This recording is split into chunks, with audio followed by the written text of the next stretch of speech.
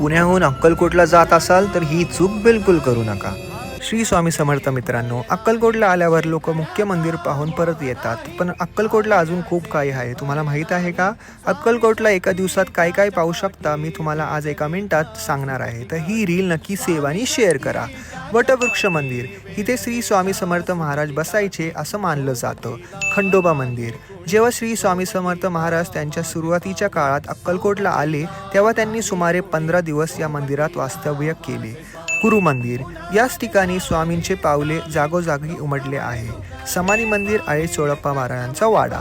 हे सगळं एका दिवसात व्यवस्थित पाहायचं असेल तर प्लॅनिंग खूप महत्त्वाची असते. म्हणूनच आमच्या पुणे ते अक्कलकोट यात्रेत तुमचं स्वागत आहे. ही यात्रा फक्त 1200 रुपयामध्ये असते.